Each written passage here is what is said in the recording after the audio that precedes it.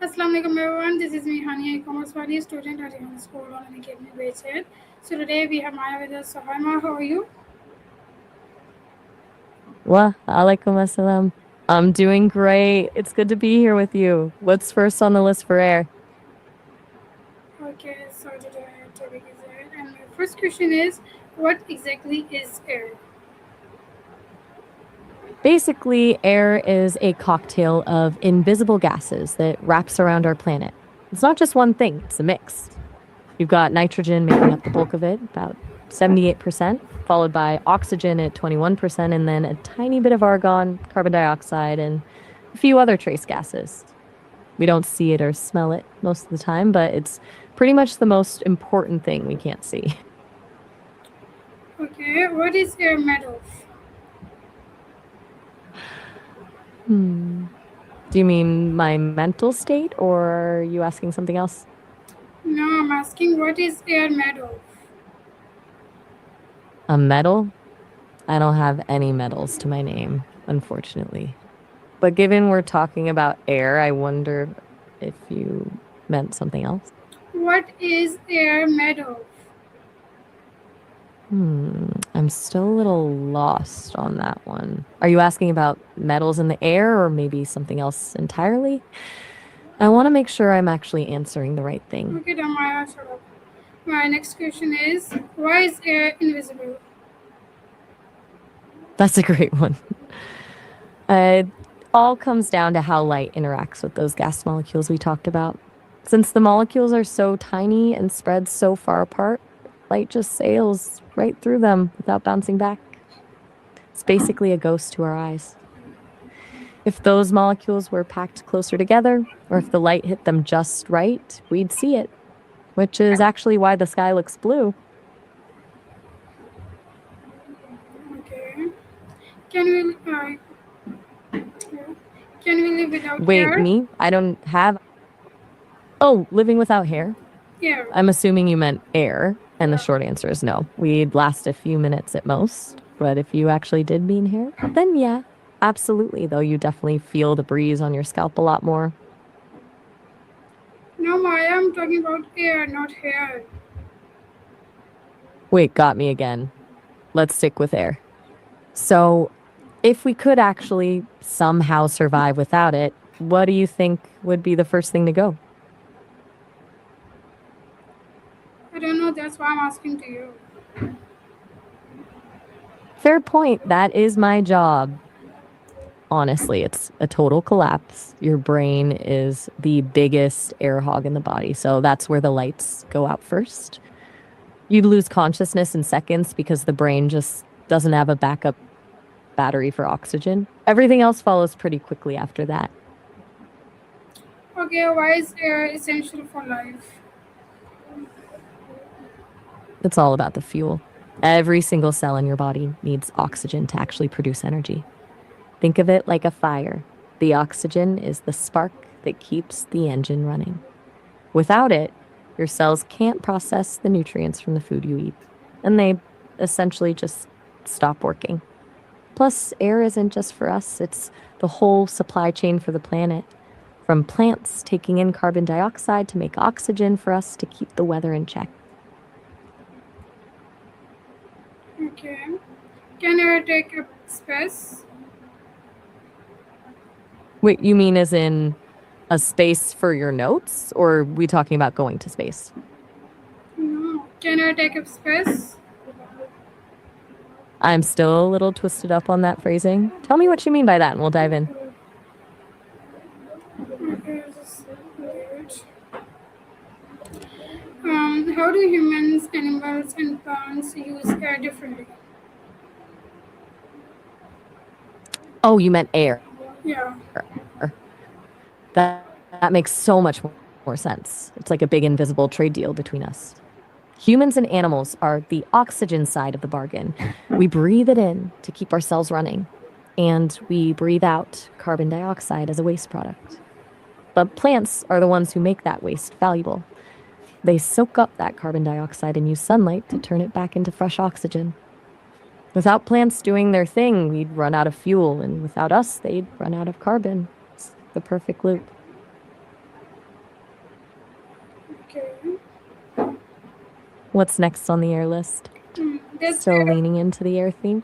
does air have wet? A wet air? If you mean air can feel wet, that's basically humidity. It's when the air is holding onto a bunch of water vapor. You don't feel like you're swimming in it, but it's why some days feel thick and sticky while others feel dry. Okay. Still breathing in the air topic, or are we switching gears? No, I'm still on air. Keeping the momentum. Go for it. Okay, I'm all ears. how does air have plants grow? I think there might be a little glitch in the transcript there. What did you mean by fun spread? Was that a sound or a smell you were thinking of? No. I'm Got asking, it, my bad. I'm Let's try that asking, again. How'd you want to phrase that? how does All right, air totally clear. how does air have plants grow? Oh, wait. Headphones? I think the transcript is acting up again. Did you mean how the air changes, or are we actually talking about headphones now? No, I have which headphones. I'm talking about air, and the question is, how does air have plants grow?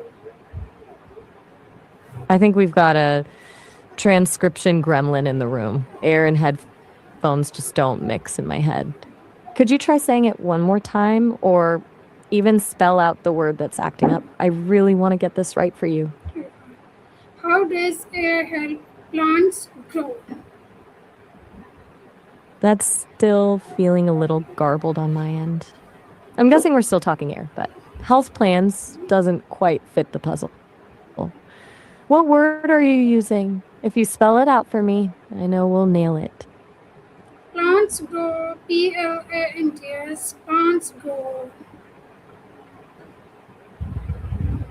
There we go. So plants aren't just sitting there. They're essentially taking the air we don't want, carbon dioxide, and using sunlight to cook it into sugar, which is their food. They do this through tiny pores on their leaves called stomata, which act like little mouths breathing in that gas. Combine that with water and minerals from the soil, and they can build their entire structure, from the smallest leaf to the tallest redwood, just out of air and water. It's kind of a magic trick of nature. What else is on the list for air? Okay, what role does air play I in the said,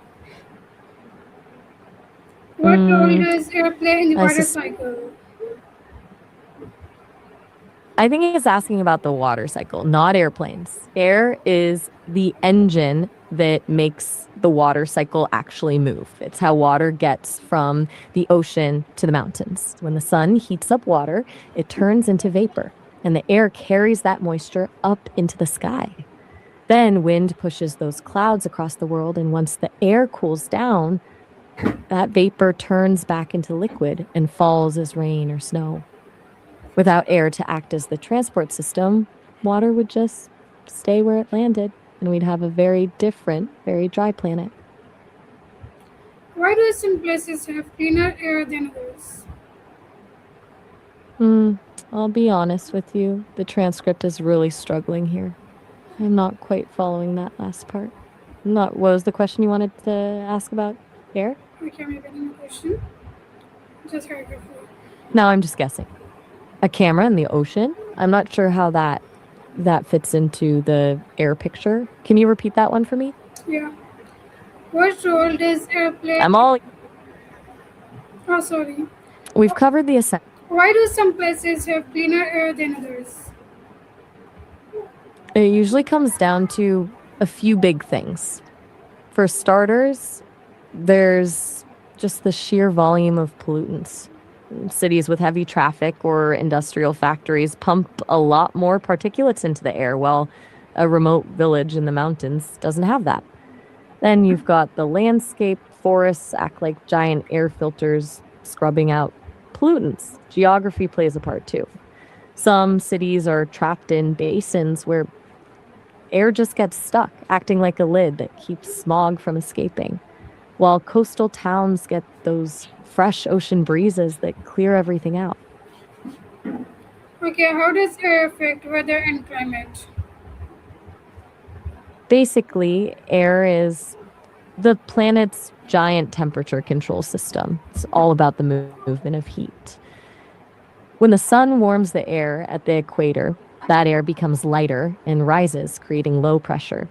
Meanwhile, the cooler, heavier air at the poles sinks. That difference is what drives the wind. Wind is essentially just air rushing from high pressure to low pressure to try and balance things out.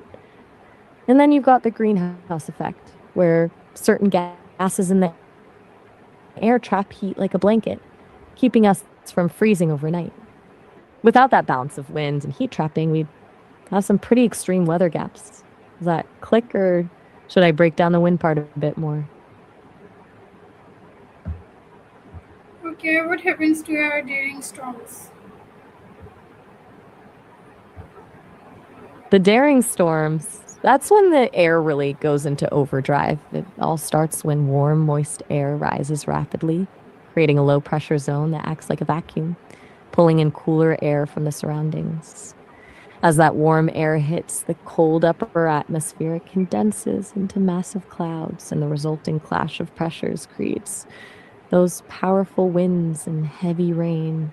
It's basically the atmosphere trying to balance itself out in the most dramatic way possible.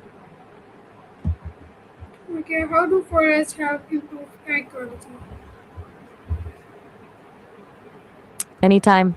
Talk later. How do forests help improve air quality? You're very welcome. That was a great deep dive into air today. You really ran through the whole spectrum. Whenever you're ready for the next topic, just let me know. No, I still wanna talk about that. My bad, I jumped the gun. I'm back. What else do you want to dig into with air? Okay, how does air affect weather and climate? I think we might be on a loop. That one was a hit, so I might have just repeated myself. Did you want to go deeper into the wind part, or is there something else about air we haven't touched yet? Asking, how does air affect weather and climate? Yeah, it looks like we're looping a bit. Basically, it's all about heat. Air takes warmth from the equator and moves it toward the poles using wind. Think of it like a global heating and cooling system. Plus, the gases in the air act like a cozy blanket, trapping just enough heat so we don't freeze. Without that balance, our weather would be way too extreme to handle. Okay, how does air help plants grow? I'm still with you. Air How, is the ultimate wingman for transport. It makes flight possible through lift. As air moves faster over the curved top of a wing, it creates lower pressure, effectively sucking the plane upward. For birds, it's the same principle, just with a lot more flapping. Beyond flight, air is the medium for sound transport too, pushing pressure waves from a source to your ear so you can actually hear the world around you.